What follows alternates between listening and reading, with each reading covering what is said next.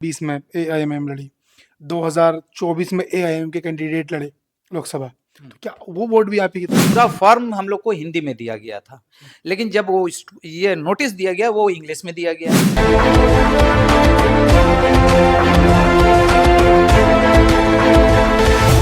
नमस्कार, जनसोच देख रहे हैं आप। बिहार के अंदर इलेक्शन होने हैं। पहला फेज है 6 नवंबर, दूसरा है 11।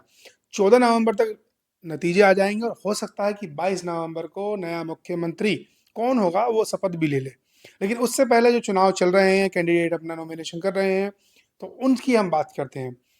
नॉमिनेशन की लास्ट डेट 17 और 21 थी। 17 वालों के हो चुके हैं और 21 वालों के अभी रह रहे हैं। हमारे साथ हैं पालीगंज विधानसभा से कैंडिडेट, जीडीए गठबंधन के कैंडिडेट हैं, यानी असदुद्दीन ओवैसी हुए, या फिर स्वामी प्रसाद मौर्य हुए, या फिर भीम आर्मी के जो इन लोगों ने गठबंधन बनाया था जीडीए, उसी कैंडिडेट है असगर हयात साहब। पालीगंज विधानसभा से टिकट लिया एजेपी का और वहां पर अपनी मजबूती के साथ लड़ रहे थे, लेकिन अचानक कोई दिक्कत आ गई। उस चीज को हम जानने की कोशिश करेंगे, क्या दिक्कत थी, क्या सारी चीजें रही हैं। सर, आपका बहुत बहुत स्वागत है सर। धन्यवाद। मेरा पहला सवाल यही है कि आप नॉमिनेशन आपने किया, सारी चीजें खबर मिली कि आपका नॉमिनेशन रद्द कर दिया गया, जी, क्या वजह रही वो? वजह बहुत छोटा सा था। आपराधिक मामला का एक कॉलम था जिसमें हमको भरना था, उसमें हमने पूरा अपना डाटा भर भी दिया था। लास्ट में ऊपर में का और खा का जो है वो 5 नंबर में खाली टिक लगाना था, वो टिक गलती से छूट गया, जिसके कारण हमारा नॉमिनेशन कैंसिल कर दिया गया। हालांकि उसके लिए जो है हम लोग बहुत रिक्वेस्ट किए आरओ से कि हम लोग को ये एकदम छोटी सी भूल है, इसको आप मौका दिया जाए कि इसको हम सुधार करें और इसको हम सुधार करके आपको फिर से दे दें।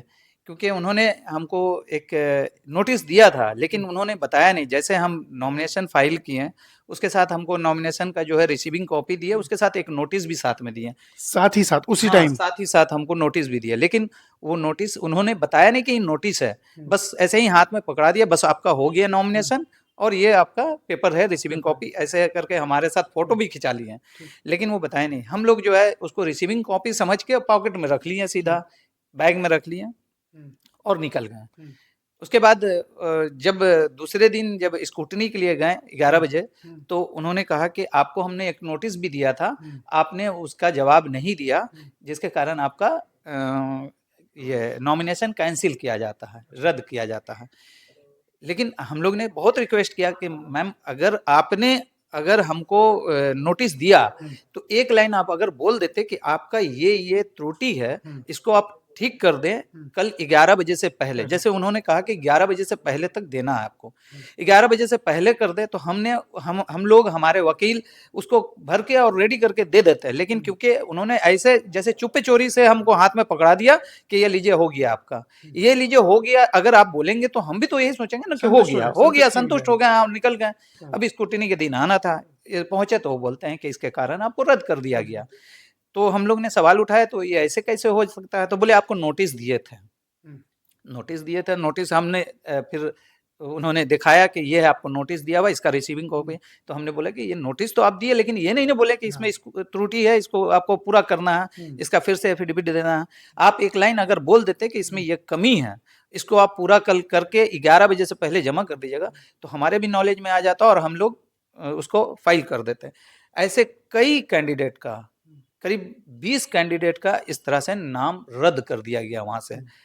क्योंकि आप भी जानते हैं सब कैंडिडेट बहुत पढ़े लिखे नहीं होते हैं, कुछ कम पढ़े लिखे रहते हैं, कुछ ज्यादातर तो एडवोकेट ही काम करते हैं। एडवोकेट करते हैं, कम पढ़े लिखे रहते हैं। एडवोकेट अंदर जाते नहीं हैं नॉमिनेशन के लिए, बहुत ऐसे होते हैं कि अकेले जाते हैं। उस स्थिति में वो जो है पढ़े नहीं, रख लिए। कुछ लोग पढ़े नहीं, कुछ लोग पढ़े, जो पढ़े वो जमा कर दिया, जो नहीं पढ़े वो रह गया। उसके अलावा साथ में क्या है कि पूरा फॉर्म हम लोग को हिंदी में दिया गया था, लेकिन जब वो ये नोटिस दिया गया वो इंग्लिश में दिया गया। बहुत से कैंडिडेट ऐसे थे कि अनपढ़ थे, जो नहीं पढ़ पाते, वो एक तो हिंदी भी नहीं पढ़ पाते हैं, ऊपर से इंग्लिश में लिखा हुआ था, जिसके कारण जो है हमारा जो ये रहा, रिजेक्ट कर दिया गया।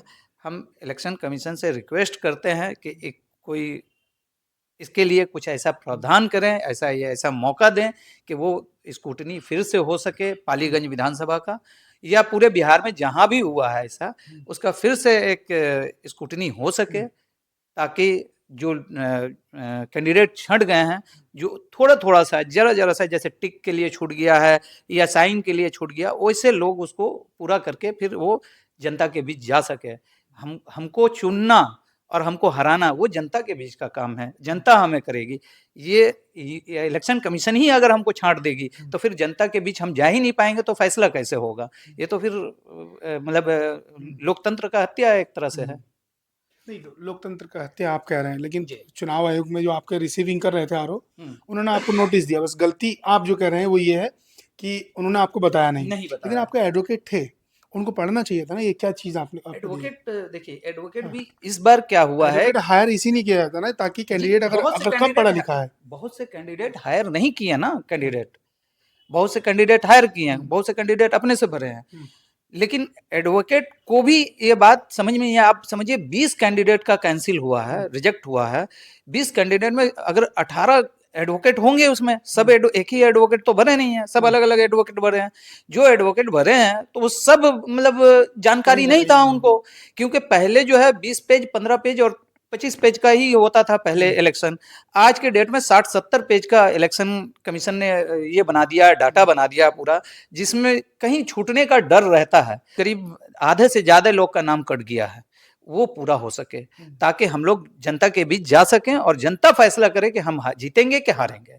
उसके लिए मतलब आपको फील्ड में जाने की हाँ, इजाज़त जाने मिल का जाएगी। इजाज़त मिले। हाँ, चीफ इलेक्शन कमीशन से यही आग्रह है, रिक्वेस्ट है हाथ जोड़ के कि ये मौका हुँ, दें। मौका दिया जाए। अच्छा, जी, एक चलिए ये तो हो गया आपका कि नॉमिनेशन आपका कैंसल कर दिया गया। जी। आप माँग कर रहे हैं कि आपको 2-3 घंटे का टाइम दे दिया जाए, हुँ। ताकि आप उस त्रुटि सबको को करेक्शन। हम ही को नहीं, हाँ, सारे आप जितने भी कैंडिडेट को। कैंडिडेट हैं, हाँ, आप जी। पूरे बिहार में जितने भी जी, कैंडिडेट जी, हैं जी। जिनका कैंसल हुआ है, उनको टाइम दे दिया जाए। जी। क्योंकि एक जगह तो ऐसा है कि निर्विरोध चुना जाएगा वो। जी, जी। वो कहीं आपने कई सुना होगा, जी, जी, एकदम है ना? मढ़ौरा सीट से हाँ, आपको भी पता है कि निर्विरोध चुना जा रहे हैं क्योंकि महागठबंधन सारे के। बाकी जो ओपोनेंट थे उनका कैंसल हो गया। उसमें तो जनता क्या चाह रही हुँ, है वो तो नहीं फैसला हो सका। वो तो निर्विरोध चुना गया। जनता नहीं चाहती होगी हुँ, महागठबंधन को। वहाँ हो सकता है थर्ड फ्रंट को चाहती होगी, चाहती है। जीडीए को चाहती हुँ, होगी।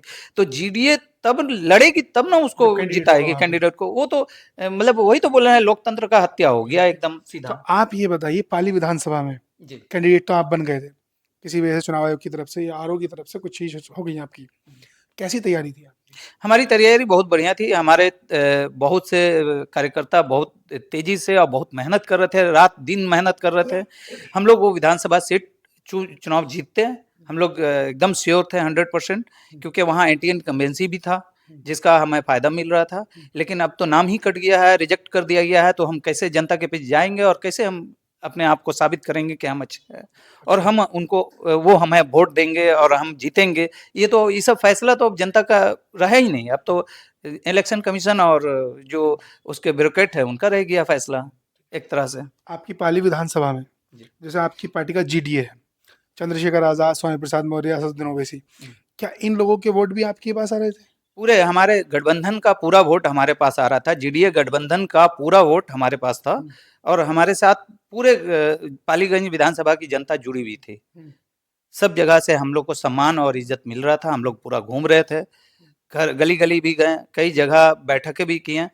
क्योंकि अभी प्रचार शुरू नहीं हुआ था, तो बैठकें कर रहे थे, मिल रहे थे पर्सनली, हुँ, तो हम लोग को बहुत वहाँ रिस्पॉन्स मिल रहा था। लेकिन अब तो रिस्पॉन्स मतलब वो रिस्पॉन्स का कोई मतलब ही नहीं हुँ, रहा। रिस्पॉन्स बाउंस हो गया, हाँ, एकदम पोस्टपोन्ड हो गया पोस्टपोन्ड हो रिस्पॉन्स। गया। हाँ, इसलिए नहीं, जिस तरीके से कि यहाँ से आपके पाटलिपुत्रा जो पटना से गए, 2020 में एआईएमआईएम लड़ी, 2024 में एआईएमआईएम के कैंडिडेट लड़े लोकसभा, हुँ, तो क्या वो वोट भी आप ही की तरफ आ रहे थे? सब सारा वोट, पूरा पालीगंज विधानसभा हमारे तरफ से थी। हुँ, हम कोई भी जनता को नहीं कह सकते हैं कि नहीं थी, क्योंकि हम जहाँ भी गए हमको सम्मान मिला, हर जाति का सम्मान मिला। वो एससी एसटी हो, ओबीसी हो, दलित हो या अगड़ी जाति हो, स्वर्ण हो हुँ, या मुसलमान हो, मुस्लिम हो, हुँ, सबका हमें समर्थन मिल रहा था। हम बहुत मजबूत से वहाँ पर लड़ने जा रहे थे। लेकिन अभी तो हम लड़ नहीं पाएँगे। अब ये इलेक्शन कमीशन चीफ पर डिपेंड करता है कि वो कुछ इस पर एक्शन लें और हुँ, कुछ करें, और सरकार से भी चाहते हैं कि हुँ। इसको ध्यान